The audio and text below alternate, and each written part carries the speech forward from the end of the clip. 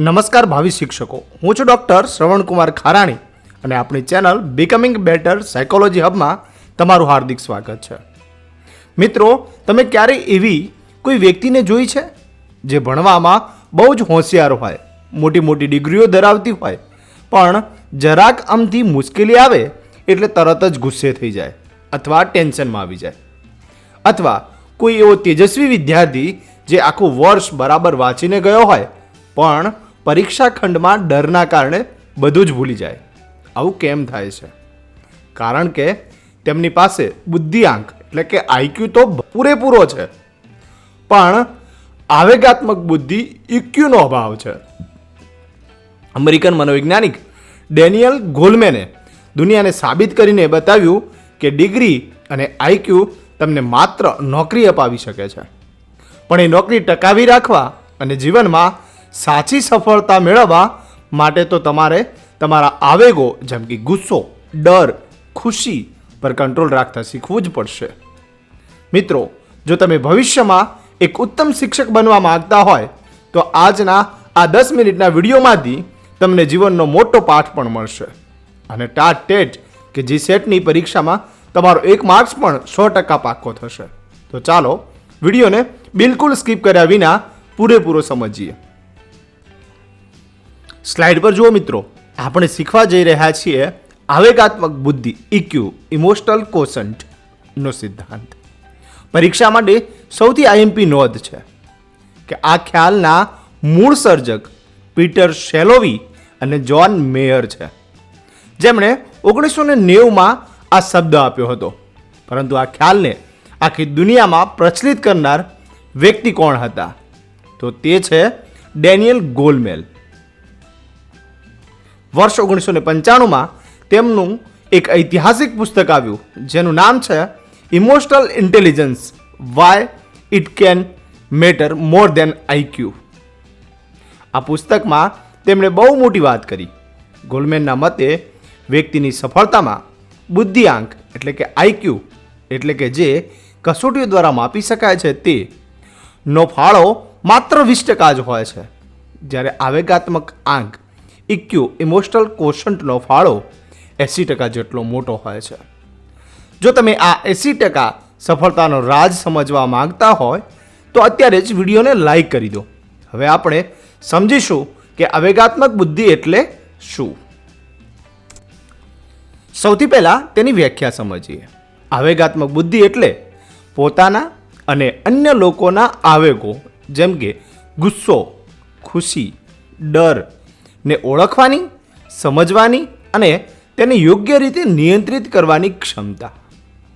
દાખલા તરીકે, પરીક્ષા ખંડમાં પેપર અઘરું લાગે અને ડર લાગે તો એ ડરને ઓળખીને તેના પર કાબૂ મેળવીને ફરીથી પેપર લખવું તે ઇક્યુ ઇમોશનલ કોશન્ટ એટલે કે આવેગાત્મક બુદ્ધિ છે.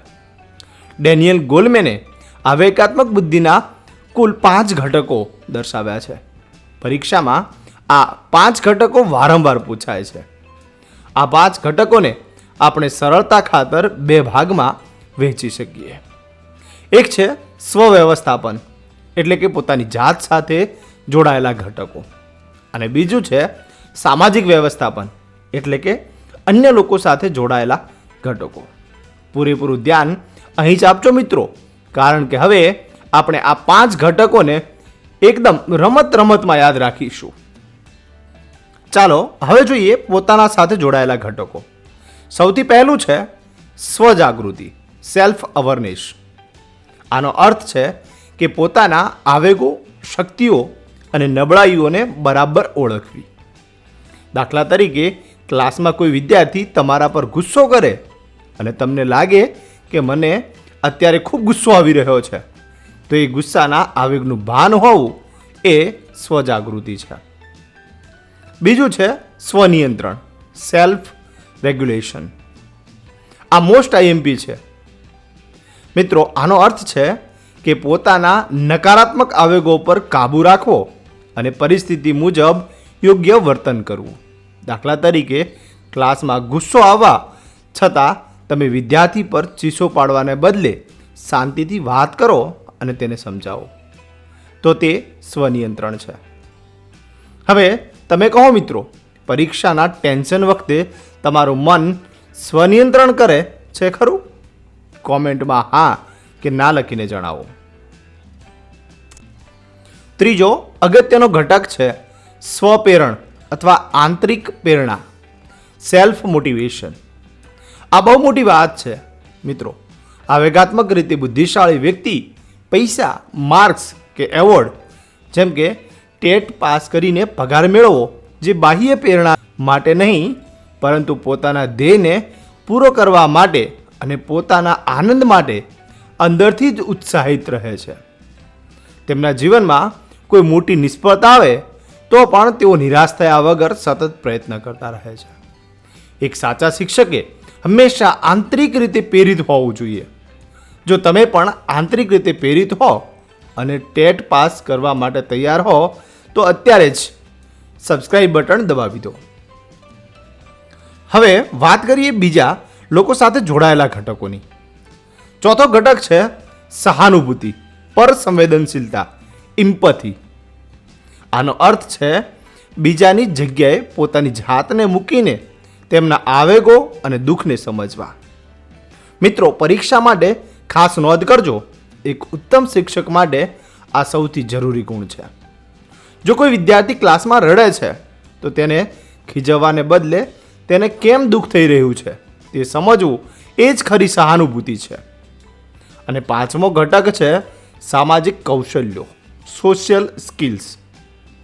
આમાં અન્ય લોકો સાથે સારા સંબંધો બાંધવા, નેતૃત્વ કરવું, સંઘર્ષ ટાળવો અને ટીમમાં હળીમળીને કામ કરવું, આ બધું જ આવે છે.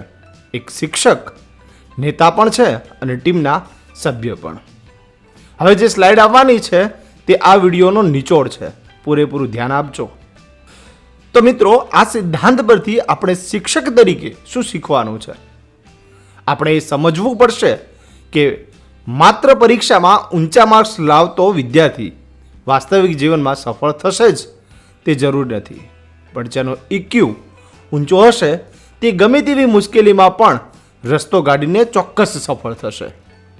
તેથી શિક્ષકે વર્ગખંડમાં બાળકોમાં માત્ર ગોખણપટ્ટી નહીં પણ સહાનુભૂતિ, આવેગ નિયંત્રણ અને આંતરિક પ્રેરણા વિકસાવવા માટેના પાવરફુલ પ્રયત્નો કરવા જોઈએ. તો મિત્રો, આ હતો ગોલમેનનો આવેગાત્મક બુદ્ધિનો સિદ્ધાંત. મને કોમેન્ટમાં ફટાફટ જણાવો કે જો પરીક્ષામાં એમ પૂછાય કે આવેગાત્મક બુદ્ધિ શબ્દનો સૌપ્રથમ પ્રયોગ કોણે કર્યો હતો? ડેનિયલ ગોલમેન, પીટર શેલોવી કે જ્હોન મેયર?